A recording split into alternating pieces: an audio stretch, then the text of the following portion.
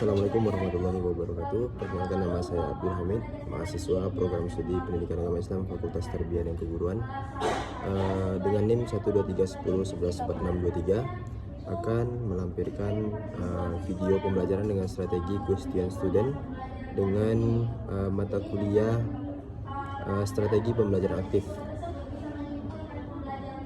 Silakan disimak videonya. Enjoy.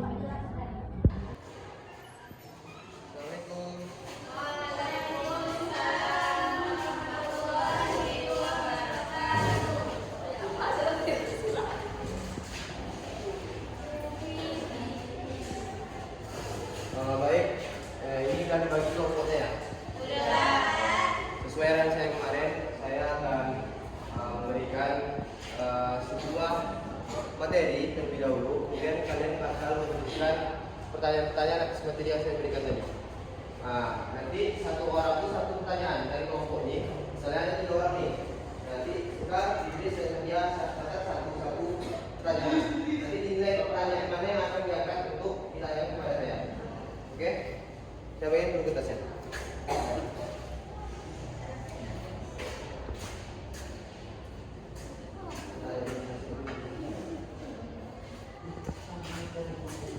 Materi yang dibawakan yang saya bilang kemarin tentang sifat-sifat jujur, kemudian sikap-sikap jujur. Nah, sikap jujur ini ialah sikap yang harus kita terapkan terus-menerus sampai kita dewasa. Karena sikap jujur ini sangat berpengaruh terhadap dirinya sendiri dalam kehidupan kita. Contohnya itu, ketika seseorang tidak jujur di awal, mereka sejak kecil mereka tidak jujur, maka di dewasanya mereka akan tidak dipercaya terus-menerus.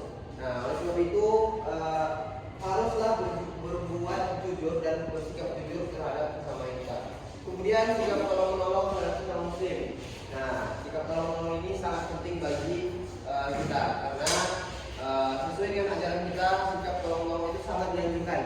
Bahkan berinfak yang paling bagus itu ialah berinfak sedekah makanan. Jadi oleh sebab itu maka dari anak bapak ini ketika mendapatkan seseorang atau seseorang fakir miskin dan anak yatim boleh dibantu dengan duit berapapun seikhlasnya untuk membantu meringankan apa yang ditanggung mereka. Kita nggak tahu apa yang mereka alami, dan mereka belum makan, bahkan mereka juga tidak mendapatkan rumah yang layak, pakaian yang layak, seperti korban banjir sekarang itu. Jadi, adapun misalnya ada orang minta donasi terhadap kita ataupun di tempat lain, jadi diberikan saja seikhlasnya, tidak ada paksaan dalam menerima tersebut. Mungkin demikian yang Bapak sampaikan materinya. Boleh dibantu dicatat dulu apa yang harus ditanyakan di dalam materi yang saya sampaikan tadi. Karena saya sudah menjelaskan tadi bahwa ketika saya menjelaskan harus ada yang mencatat dari satu orang itu satu pertanyaan ditanyakan kepada saya. Baik materi yang saya sampaikan. Nah, kan ini sudah dicatat semua ya? Oke, baik. Sekarang kita akan mengambil dan menilai. Coba dinilai dulu satu. Misalnya kelompok satu. Nah, Kemas, Suci, dan Tereska. Coba dari 3 pertanyaan itu mana yang paling mendominasi yang harus ditanyakan kepada saya? Ya, nah, coba dinilai. Kelompok 2 pun begitu, kelompok 3 juga begitu. Mana pertanyaan yang paling mendominasi untuk ditanyakan kepada saya? Oke, baik. Karena waktu sudah habis, silakan dikumpulkan dulu apa ya?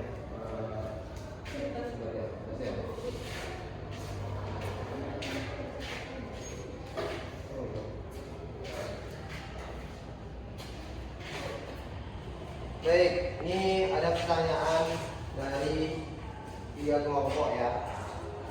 Itu apa perbedaan jujur dan amanah? Bedanya dengan amanah.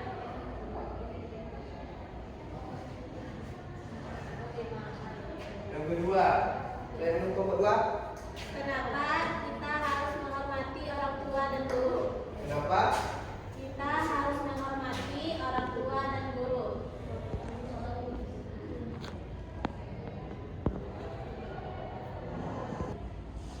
Kelompok 3. Contoh mengerjakan tugas.